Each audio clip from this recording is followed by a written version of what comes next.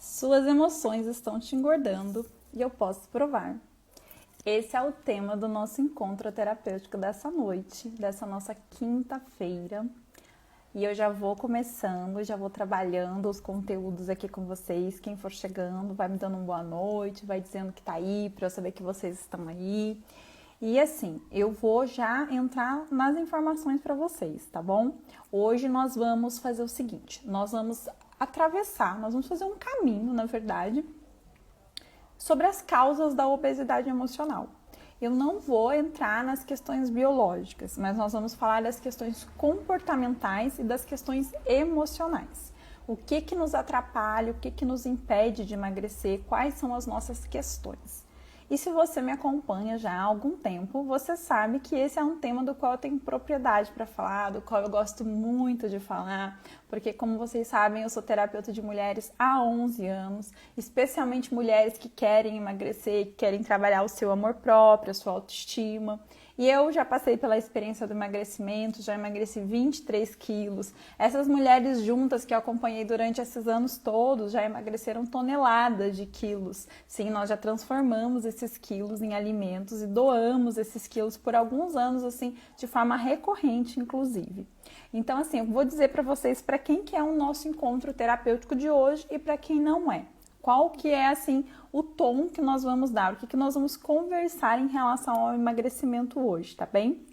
Então, esse encontro, em especial, ele é para você que já fez muitas dietas, que está cansado de viver no efeito sanfona, né? De repente, você já fez de tudo e não conseguiu. Então, nós vamos tentar entender que essa noite, quais são as suas questões emocionais, o que pega para você. Será que uma dessas causas que eu vou trazer pode ser a sua causa? Então, nós vamos entender isso essa noite, tá bem? Para um outro tipo de público, quem mais que pode se beneficiar com o que nós vamos falar hoje, né? Pessoas que já fizeram bariátricas e cirurgia bariátrica, por alguma razão voltaram a engordar ou estão tendo alguma dificuldade em manter o peso por questões emocionais. Então, nós vamos falar também pensando nessas mulheres que fizeram o processo da bariátrica, tá bem? Que a gente sabe que tem um percentual muito grande de mulheres que voltam a engordar. Não só mulheres, né? Mas como vocês sabem, eu falo mais para mulheres. Então, assim, hoje a nossa ideia é falar para essas mulheres. Para quem que não é o nosso encontro? O método que eu trabalho, que é o método Mente Magra, Mente Feliz, no caso do emagrecimento, ele não vai ser direcionado para você que está acostumado a fazer dieta restritiva, por um exemplo, e tem bastante resultado com a dieta. Então, assim, não é para você, não tem razão, não tem sentido. Não é também para você que precisa pesar a sua comida, né, seu frango, sua batata doce, que treina muito na academia, que consegue fazer esse tipo de dieta. Não é. Porque a ideia e o objetivo do método é trabalhar com as mulheres comuns, assim como eu. Né? Mulheres que têm uma vida corrida, muitas vezes têm filhos, têm dupla jornada, e essas mulheres, elas querem cuidar da saúde e querem poder comer em paz, né? A gente quer comer sem culpa. Então eu queria dizer assim para vocês, né, que é possível sim, você pode comer o seu brigadeiro na sua paz, você pode comer o seu pãozinho e você pode cuidar do seu corpo e da sua saúde. Tá bem? Então, nós vamos falar sobre como que a gente consegue, então, cuidar das nossas emoções para, consequentemente, a gente poder emagrecer de dentro para fora, sem viver uma dieta tão restritiva, sem sentir assim, porque, gente, imagina, a gente já tem tantas responsabilidades, tantas questões na vida para cuidar, aí você vai viver como se você estivesse num estado de hipervigilância, que a gente eu já me identifico como uma mulher muito ansiosa. A maioria das mulheres que me acompanham, que buscam o meu trabalho, também são ansiosas. Aí você vai entrar numa dieta restritiva que vai te deixar mais ansiosa ainda. Porque aí, um dia que você consegue, ok. Os outros dias que você não consegue, a maioria não consegue, aí fica como? Fica pior do que estava. Então, a ideia não é essa, a ideia é que seja leve, devagar, um pouquinho de cada vez, e que a gente consiga encontrar uma forma de se alimentar em paz, uma forma que a gente se sinta em paz para poder conseguir, né, encontrar um peso que seja o ideal e ficar saudável consigo mesma, com seus pensamentos, com as suas emoções. Essa é a ideia, tá? Esse é o objetivo. O método não é para quem quer fazer dieta restritiva, porque no método, esses anos todos de trabalho, a gente não usa cardápio, por exemplo. Isso já é um grande diferencial. A gente não vai dizer para você que você tem que comer isso ou aquilo, porque ao longo dos anos isso não é sustentável. Nenhuma dieta é sustentável por muito tempo. Então a ideia é que você vá aprendendo a comer, que você entre em conexão com o seu corpo e que você vá aprendendo a se educar. E aí você pode, sim, comer tudo que você quiser. Agora, existe uma grande diferença entre você poder comer de tudo e você sair comendo tudo que você vê pela frente. Então, acho que isso é o grande diferencial. Mas a hora que você entende essas questões, você percebe que não é a pizza que você põe no prato de vez em quando que te engorda, não é. O que te engorda é o que você come constantemente. Agora, o que te motiva a comer? Por que é que você tenta e não consegue? Aí é que entra a questão, né? Então, assim, eu separei aqui alguns pontos pra gente conversar. Gente, por favor, acho que vocês estão me ouvindo bem? O pessoal que tá aí, Ana Paula, Nina. Vocês podem só me dizer se o som tá ok? Eu vou começar aqui com uma reflexão que a gente sempre começa, seja de um livro, seja de um filme, seja de uma música. Hoje eu trouxe pra gente um trechinho da letra da música do Titãs, Comida, para que a gente possa refletir a respeito dela, tá bem? Que diz assim: você tem sede de quê? Você tem fome de quê? A gente não quer só comida. A gente quer comida, diversão e arte. A gente não quer só comida. A gente quer saída para qualquer parte. Você tem sede de quê? Você tem fome de quê? A gente não quer só comer. A gente quer comer e fazer amor. A gente não quer só comer. A gente quer prazer para aliviar a dor. Então, aqui você já pega o tom da nossa conversa dessa noite, né? Você vive para comer ou come para viver? Tem uma grande diferença, né? E essa música ela vai terminando com eles repetindo, né? Esse refrão: desejo, necessidade, vontade. Necessidade, desejo, necessidade, vontade. Existe uma grande diferença, gente, entre a gente sentir desejo, onde a gente desejo, vontade, e entre a gente ter necessidade de comer. Aqui você já começa a pensar comigo: será que você pode passar vontade? Ou será que para você é muito difícil passar vontade? Porque esse já é um dos pontos que nós vamos falar no decorrer. Tem várias causas aqui, mas essa é uma das causas. A dificuldade que a gente tem de poder passar vontade. E o que existe em nós, né? Que mecanismo é esse que a gente não consegue? Que a gente não consegue, a gente quando vê já comeu, quando vê já foi lá e já fez. E por quê? Né? E deixa eu contar uma curiosidade para vocês, né? Hoje, inclusive, é aniversário do meu sobrinho. Antes de vir pra cá, eu comi coxinha, tudo frito, olha. Comi bolo, comi pastelzinho, comi bolinha de queijo. Não há problema nisso. O problema é como você se relaciona com isso, como você se relaciona com a comida. Então, assim, quando você se desequilibra com a comida, como que é pra você? É depois de um dia difícil? É quando chega na sexta-feira? É quando você tá muito cansada? Como que é isso para você? Por aí você já começa a perceber que caminho que você faz, como as suas emoções te levam para que você acabe desencadeando num processo de comer de forma desequilibrada. Porque, de novo, não é uma coxinha que vai te atrapalhar. O problema é se você põe 10 no seu pratinho. Então, é uma coisa pra gente começar a observar, tá?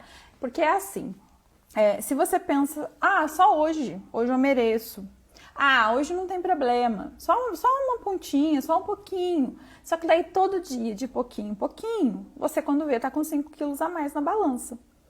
Então, assim, eu não vou entrar aqui na minha história, pessoal. Eu sei que tem muita gente que já conhece a minha história, que já me acompanha. Eu não vou entrar nos detalhes, né? Eu vou falar de forma superficial para que a gente possa entrar nas causas da obesidade emocional, que são muitas. Mas eu separei aqui alguns motivos pelos quais você não consegue fazer a mudança na sua vida ou não consegue emagrecer, né? Mas tem coisas mais profundas, tá? Mas que a gente ouve muito para você começar a pensar, né? Um deles é assim, você não sabe o que você precisa fazer, você não sabe como fazer. O segundo motivo é, você sabe o que você precisa fazer, mas você não faz. E um terceiro motivo é, você até faz, mas você não tem constância. Aí agora eu te pergunto, o que está por trás disso? Por trás desse saber e não fazer, ou desse fazer e não ter constância. Aí vem as nossas questões emocionais, as nossas questões mal resolvidas. Então é disso que nós vamos falar. E eu já vou começar a falar para vocês, então, do primeiro padrão comportamental. O primeiro padrão é usar a comida como compensação. Então imagine assim, algo que faltou no momento que está faltando. Vamos falar primeiro do momento presente, depois a gente fala do passado. Dentro da comida como compensação, a gente tem tanto o momento presente quanto o momento passado. Mas no momento presente, você imagina assim, o que está faltando na minha vida agora? Né? Será que falta prazer?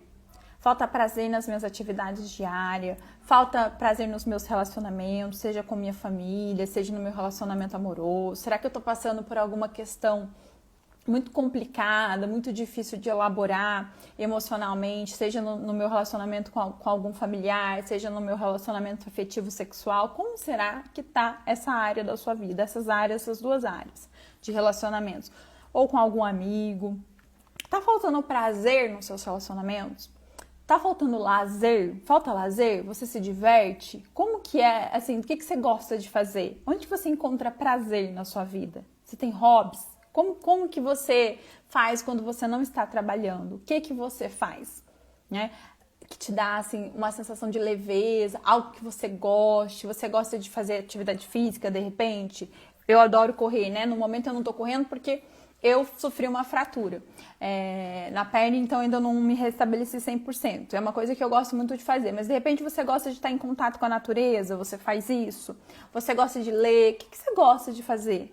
Sua vida tem prazer ou tá faltando prazer no dia a dia?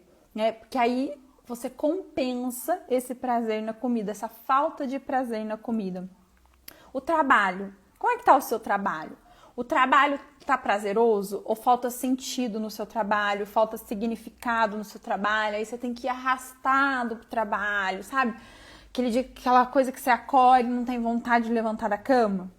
Será que tá faltando prazer aí? Tá faltando significado? Se tá faltando significado, se tá faltando alguma coisa nesse sentido, pode ser que você esteja transferindo isso para a comida, para o excesso da comida. Porque, gente, eu vou repetir isso algumas vezes hoje para vocês.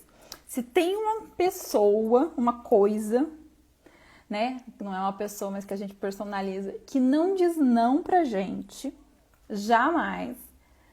E se for açúcar, então, melhor ainda, né? E que é sempre muito prazeroso, é a comida, né? Que não decepciona nesse sentido. Ela não vai te dizer não, ela vai estar ali. Então, a comida, ela preenche muito a gente nesse sentido, né?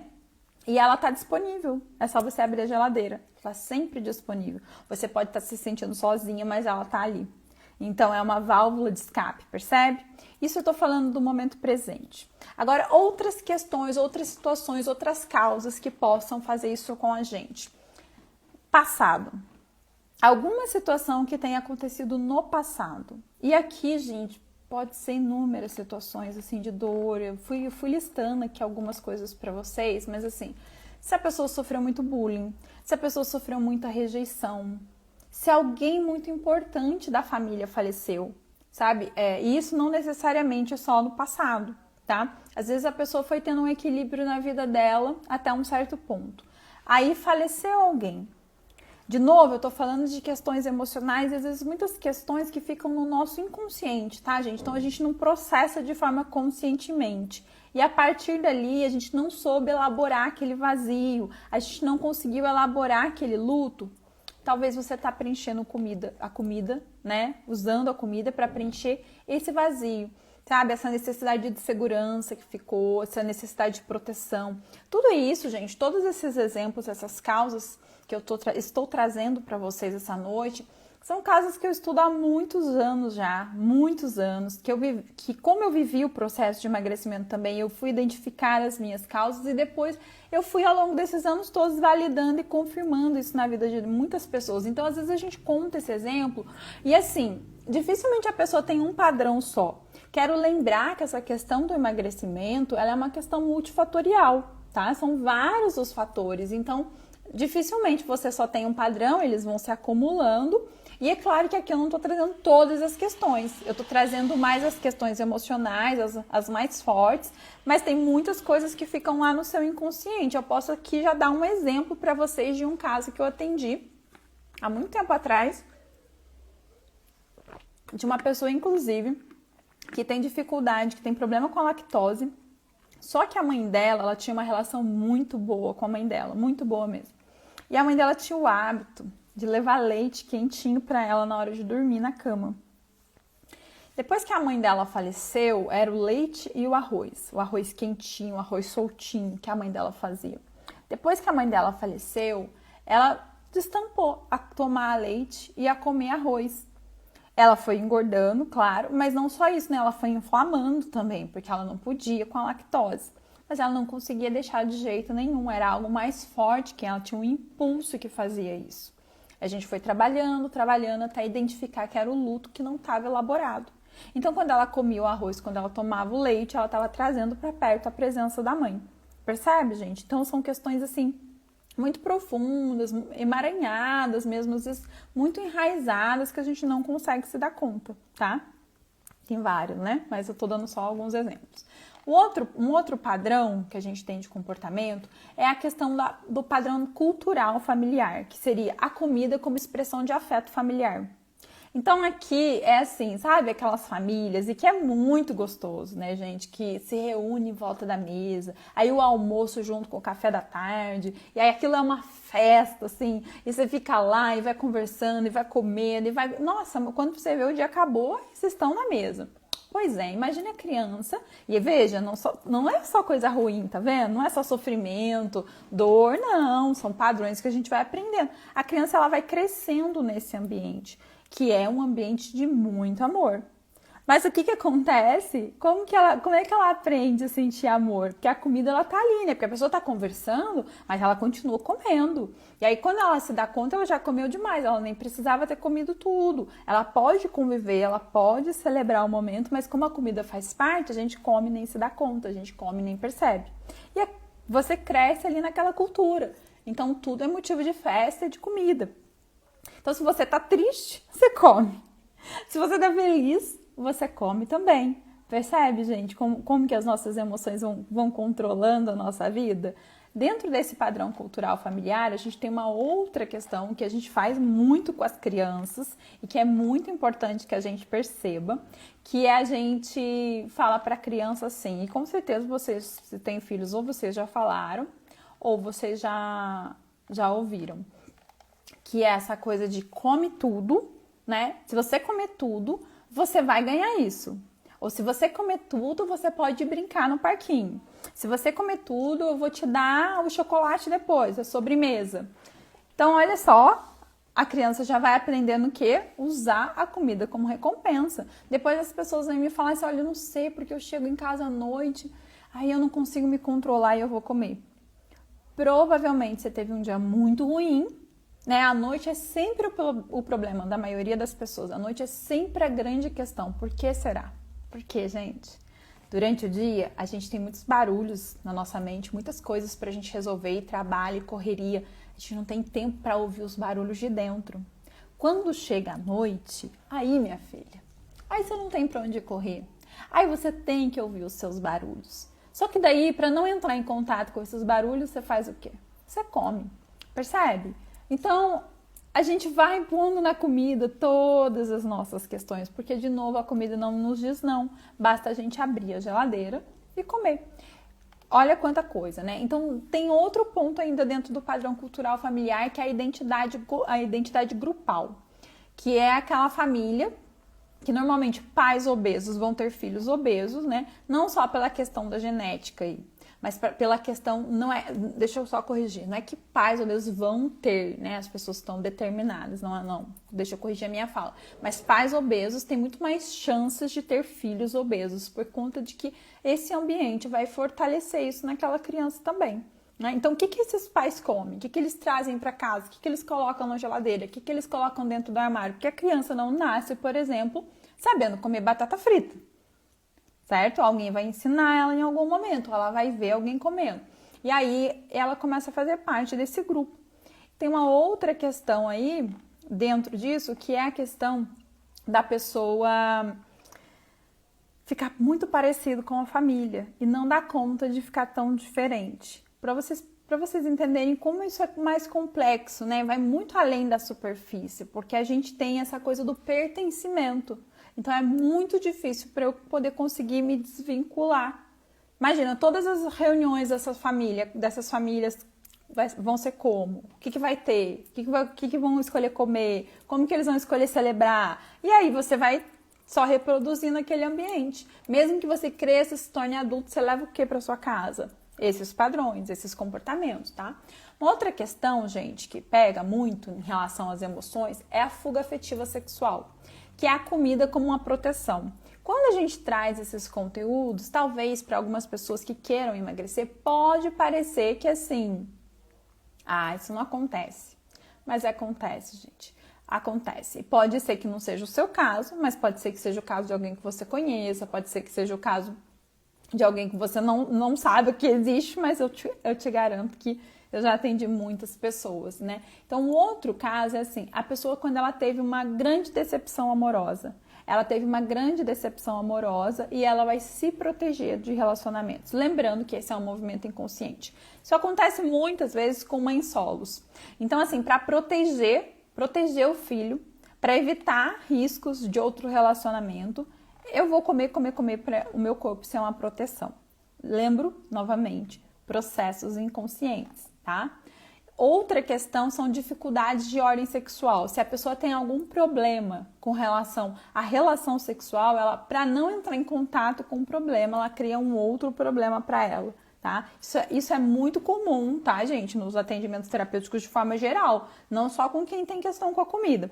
Muitas vezes a pessoa ela tem um problema para olhar e é muito complicado emocionalmente para ela entrar em contato. Então ela cria um outro problema, porque daí ela vai lidar com aquele, não precisa lidar com esse. De novo, processos inconscientes. Então a gente tem que ir se trabalhando para poder conseguir tirando essas camadas e entrar em contato com o que de fato precisa ser olhado, para ser cuidado, integrar essas partes na gente, para que a gente possa conseguir seguir uma vida com mais qualidade, uma vida com mais verdade, mais genuína com quem a gente é, tá? E por fim, que é muito delicado dentro dessa questão, tá, da gordura como proteção, são os casos de abusos sexuais. Então, se a pessoa sofreu um abuso na infância, isso é um trauma, tá? Um grande trauma para ela, ela vai usar a gordura como proteção. Ela vai ter muito medo, tá? Medos inconscientes que a gente nem imagina. Muitos. Um outro caso aqui, a gente já tá indo pro quinto, tá bom? Hoje eu tô cuidando do tempo. Outro caso, que as pessoas às vezes também não acreditam, que é a fuga da beleza, né? E aí as pessoas pensam assim, mas quem vai ter problema em ser bonita, em chamar atenção? Gente, tem, e aqui eu tenho casos que eu atendi pessoalmente, né? Medo do flerte. Como que é isso? O primeiro caso é um caso, não é de uma mulher, é um caso de um rapaz, né? Ele tinha muito medo, ele foi uma pessoa que tinha tido muitos relacionamentos na adolescência, no início da vida adulta, depois ele se casou e ele não tinha ainda, vamos dizer assim, amadurecido emocionalmente, ele não sabia lidar com os seus impulsos, ele tinha uma série de questões ali. E ele estava casado, amava muito a esposa dele, mas ele tinha muito medo de trair ela e acabar com o casamento. De novo, sei que é chato, sei que é repetitivo, mas é importante lembrar. São processos inconscientes. Quando a gente fala assim, parece ser simples. É isso então? Mas são processos inconscientes. E outra coisa, não é assim, então é isso, resolveu. A consciência é o primeiro passo. Você entra em contato com a sua questão, traz ela para a tua consciência, depois que você começa a mudar. Sem a consciência você não consegue mudar, mas só saber do seu problema também não, né? Eu gosto sempre de falar isso, eu falei isso na live passada, no encontro terapêutico passado, que assim, hoje em dia a gente tem muita informação na internet, o que nos ajuda muito, que é muito positivo. Mas não faz com que você resolva o seu problema. Entender o seu problema, racionalizar ele, ainda fica muito na superficialidade. A questão está muito mais profunda, tá? Mesmo no nosso inconsciente, tá? Então, entender é o primeiro passo. Sem entender, você não tem nem como saber que você precisa cuidar daquilo. Tomar a consciência é o primeiro passo, mas não é ele que resolve. Ainda dentro desse caso da beleza, um outro exemplo, né, de fuga da beleza, eu tenho um caso, dois casos, na verdade. Aqui são duas mulheres. Um caso é o caso que a gente fala sobre a pessoa tem medo da beleza pelo medo da inveja de amigos e familiares. Aí, de novo, a pessoa pode pensar assim, mas eu não vou me importar com as pessoas, não vou deixar de emagrecer por causa disso. Gente, eu tenho um caso de uma situação muito delicada, de uma menina que ela sofreu assédio por parte do cunhado. E a gente sabe muito bem o sistema em que a gente está inserido, né? Essa estrutura que muitas vezes favorece e privilegia os homens. E aí o que aconteceu? A irmã brigou com ela, o problema virou todo contra ela, que não tinha culpa da situação, porque ela foi quem foi assediada, né? Ela era o problema na casa, porque ela era bonita, porque ela tinha o padrão, ela estava dentro do padrão de beleza, e a família se dividiu por conta disso. E a menina começou a engordar, e nunca mais conseguiu emagrecer. Esse é um caso bem delicado, é um caso que eu conheci bem de perto. Esse não foi um caso que eu atendi, né, foi um relato, mas eu conheci essa pessoa, é uma pessoa até próxima, e aí ela nunca mais conseguiu resolver isso. É uma questão emocional que ficou ali e tá travado para ela. Né? Porque ela trouxe aquela culpa de tal maneira que aquilo pesou na vida dela, tá? Então, são situações que às vezes a gente nem imagina. Por isso que eu disse que são suas emoções que estão te engordando. Eu tô falando de casos que às vezes não são tão comuns, né? Porque você não vai ficar sabendo, porque você não escuta. E que pode, de novo, não ser o seu caso, mas você pode ir pensando outras questões emocionais, como eu já falei. Então, eu falei sobre o que faltou no passado, o que pode estar faltando no momento presente, que aqui são os casos, os mais comuns se encontram aqui, onde as pessoas ficam compensando, tá? Um outro caso de proteção, de fuga da beleza, é assédio no trabalho. Esse eu atendi. A pessoa trabalhava no judiciário, trabalha, acho ainda, e ela era assediada pelo juiz. Então, o que acontece? Ela precisava do trabalho dela. Ela começou a engordar para se proteger daquela situação. Percebe, gente? Olha, hoje eu tô repetindo percebe sem parar. Como isso é complexo, como isso envolve uma série de coisas. Outro ponto ainda dentro da fuga da beleza. A gente ainda tá dentro da fuga da beleza. São pessoas, normalmente mulheres, que estão casadas com homens mais velhos. Esses homens têm muitos ciúmes. E essas mulheres ficam... elas sofrem uma pressão muito grande desse casamento quando elas emagrecem. Elas começam a chamar mais atenção ou receber muitos elogios. O casamento não se sustenta. Então, para que o casamento se sustente, ela às vezes não entende, é um processo inconsciente, ela vive tentando emagrecer e não consegue. Mas quando ela emagrece um pouquinho, ela sofre aquilo, ela volta e ela não percebe, tá? São muitas as situações que a gente vive. E à medida que eu vou falando, eu vou lembrando alguns exemplos. Então, vou trazer um outro exemplo. Esse é de um homem, porque como vocês sabem, eu sou terapeuta de mulheres, mas às vezes, em alguns casos pontuais, eu atendo homens, porque são as próprias mulheres, às vezes, que passaram em processo, ou mulheres que indicam, e aí esses homens me procuram, mas a maioria das pessoas que eu atendo são mulheres, mas esse é um caso de um homem, e ele, no processo, ele foi se identificando. Ele percebeu que ele comia sempre quando ele brigava com a mulher dele. Mas, gente, ele só foi se dar conta porque ele estava observando e trabalhando isso. Pode parecer óbvio quando a gente fala, mas quando você tá no calor do momento, na raiva, ele conta que a casa dele, né, tinha 2 andares, eles brigaram, ele estava na parte de cima. Aí, de repente, ele desceu correndo e foi pra cozinha e pegou, acho que um monte, nem era de coisa assim, que não fosse saudável, não. Pegou um pote, que acho que tinha um monte de castanha e tava enfiando na boca de raiva.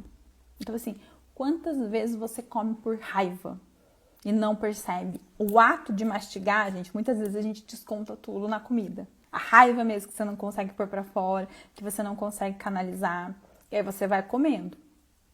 Então, aqui é importante falar que a questão não é só o emagrecimento, é como você lida com as emoções, porque assim, mesmo que você não esteja com questão com emagrecimento, que não queira, não esteja procurando emagrecer, você pode fazer esse movimento de descontar na comida. E aí você não entra em contato com a questão que precisa ser resolvida, entende? Então é muito importante você perceber esses movimentos que você faz. Estamos quase chegando ao fim das nossas causas da obesidade emocional, tá? Estamos agora na sexta, que é o apego à imagem, apego às roupas, apego aos hábitos. Isso aqui é uma outra questão que as mulheres falam pra mim, imagina, eu quero mais é dar as minhas roupas e comprar outras, ou eu quero mandar apertar. Mas, gente, às vezes as pessoas têm apego mesmo. Apego àquela roupa, apego àquele tamanho, apego àquela realidade, apego muito forte àqueles hábitos, sabe? E tem assim, acho que isso tá mais pra frente sobre a...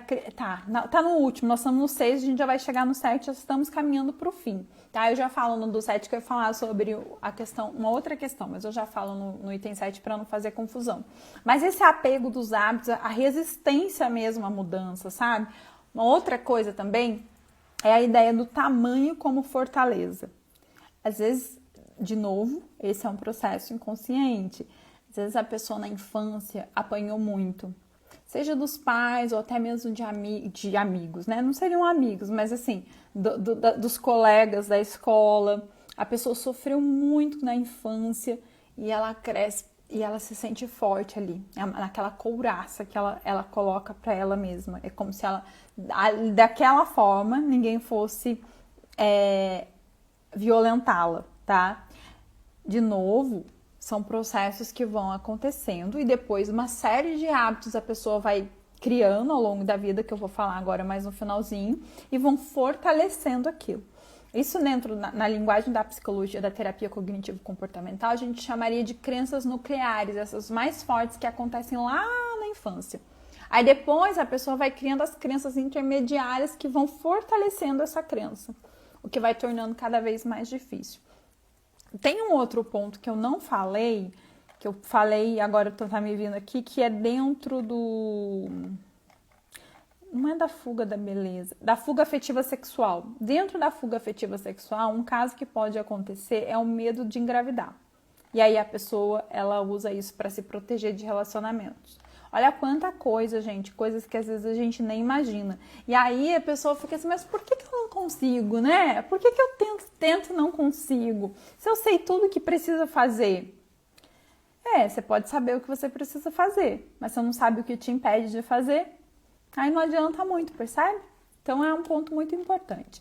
E aí, por fim, a gente vem falar sobre a valorização do prazer quando ela está no topo da hierarquia dos valores. Como é que é isso? Gente, pensa. A minha avó ela já faleceu, né? Mas ela fazia uma macarronada que, gente, era uma macarronada toda encurturada, cheia de gordura, de massa de tomate, aquilo nem molho de tomate era. Mas pense vocês numa macarronada com aquele molho de tomate feito na hora, do próprio tomate, com queijo ralado assim por cima, ai que delícia. Pensem no bolo de chocolate com a calda ali.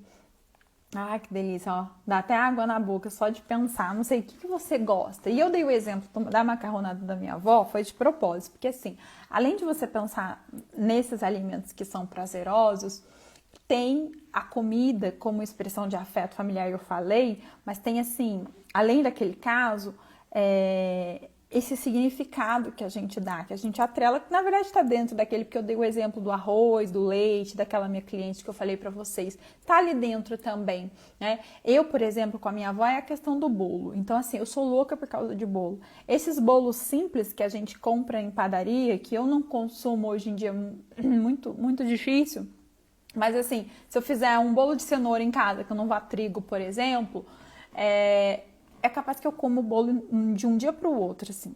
Eu como metade do bolo num dia e metade do bolo no outro. Por quê? A comida, ela tem uma expressão muito afetiva. Então, essa macarronada que eu falei para vocês, da minha avó, nem é que a macarronada era tão gostosa assim, mas ela tem muito significado. Percebe? Muito. Lá vem eu que percebe novamente. Mas agora pensem, gente, no pão quentinho. Sabe aquele pão quentinho que você passa a margarina que a margarina até derrete? O queijo, quando você puxa a pizza assim, que o queijo vai derretendo e vai sair naquela fumaça. Ai, meu Deus, isso é muito bom. E o barulho, quando você, pode não ser bom, olha, eu não tomo refrigerante, muito difícil, mas assim, o barulho de você abrir uma latinha de Coca-Cola. Você deve estar escutando aí do outro lado agora enquanto eu falo. Como é que é? Percebe? Então, assim, o prazer que você sente quando você faz todo esse movimento, quando você consome o alimento. E aí, eu anotei aqui que, assim, esse prazer faz a gente esquecer tudo que está na nossa volta. Naquele momento, é como se fosse só você e a comida. E você come, esquece da vida. O bolo, para mim, tem esse significado, né? Ele me remete ao carinho da minha avó, que fazia aqueles bolos bem simples mesmo. Na nossa realidade sempre foi uma realidade muito humilde, muito simples. Mas ela trazia o melhor que ela tinha naquele bolo. Então, quando eu como aquele bolo, é como se eu trouxesse a presença dela novamente. Então, se a pessoa ela não souber lidar com as emoções e ela estiver passando por um momento muito difícil, a comida ganha muito significado. Entende? Então, aí, quando ela já comeu, já foi muito feliz com a comida, o que acontece?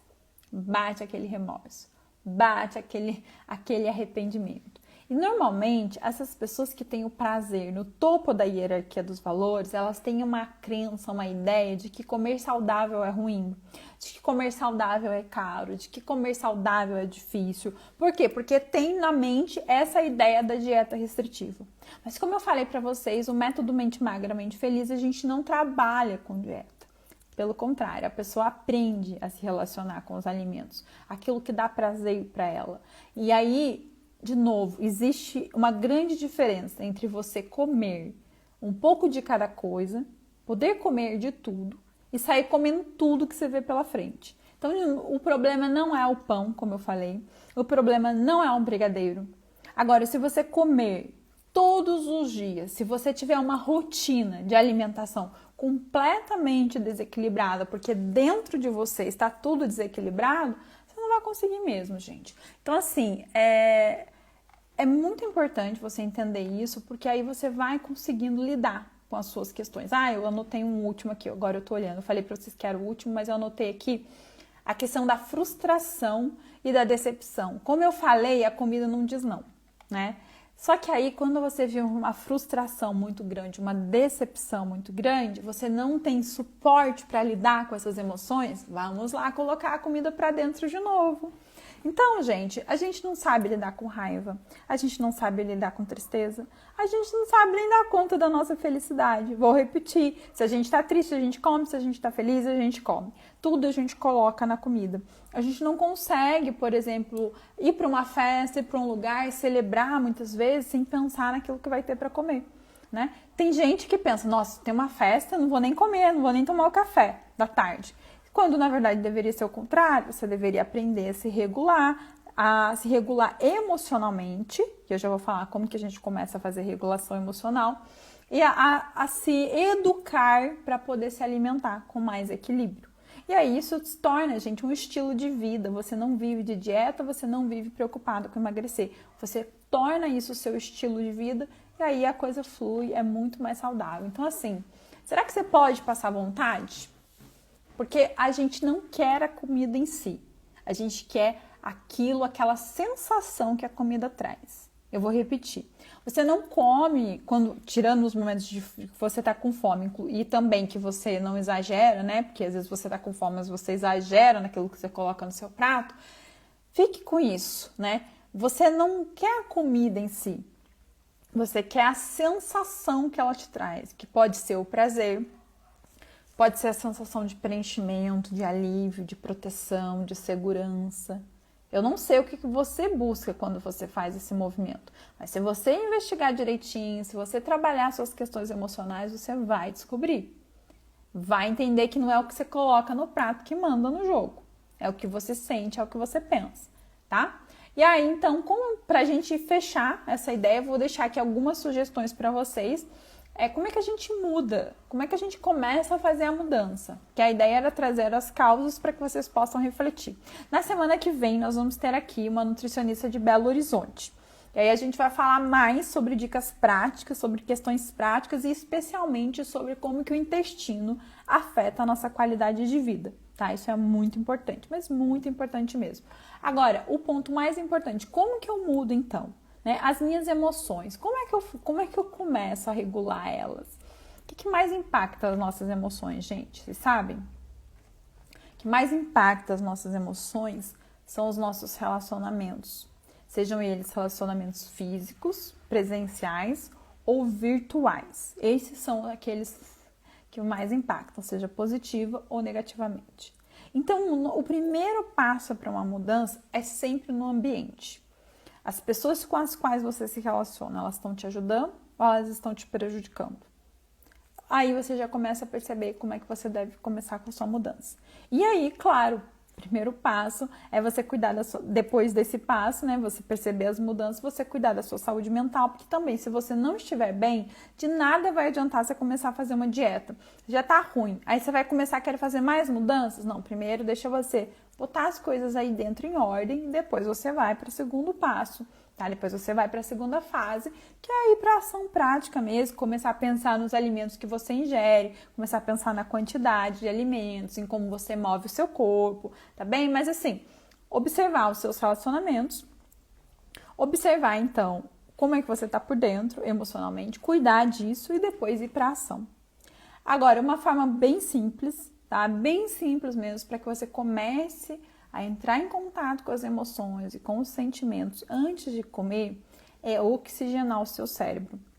Que normalmente, quando, por exemplo, o exemplo desse meu cliente que eu disse para vocês, que brigou, desceu correndo as escadas e já foi lá pegar um monte de coisa para pôr para as castanhas para poder comer. Ele conseguiu pensar, ele se deu conta quando ele estava com as castanhas na mão. Por quê? Ele já estava em processo. Aí ele respirou.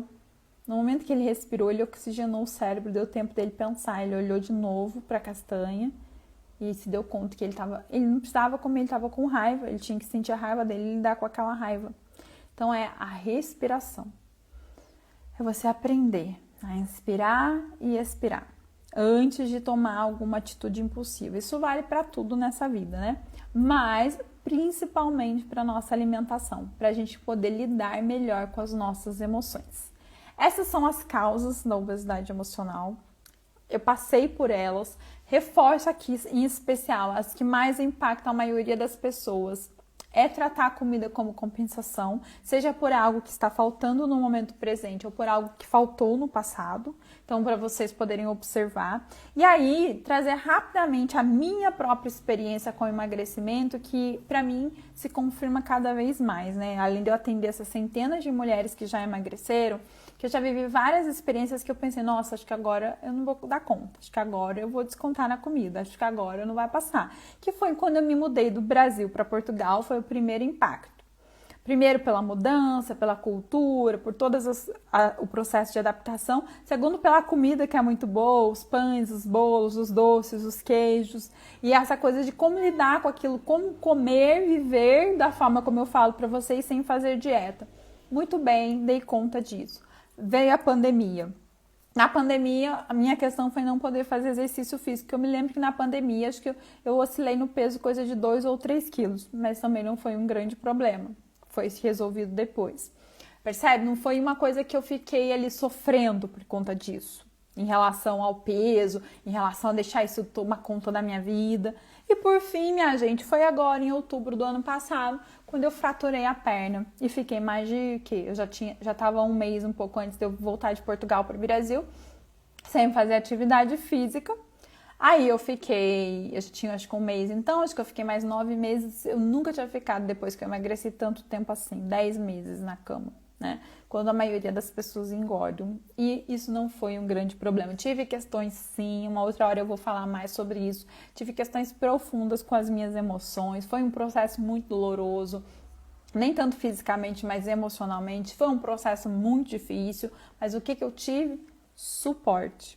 Eu suportei. Eu tive estrutura para fazer essa travessia sem precisar descontar na comida. Então, assim, quando a gente dá conta das nossas emoções, e dar conta das nossas emoções, minha gente, não confundam com não sentir, com não sofrer, com não ser afetado. Não, você é afetado, mas você tem estrutura, como eu disse, você tem recursos para lidar com isso, tá? Então, na medida que você tem autoconhecimento, na medida que você vai vivendo os seus processos terapêuticos, você cada vez mais precisa de menos anestésico, sabe? De menos anestesia. E normalmente o nosso anestésico é a comida, percebe?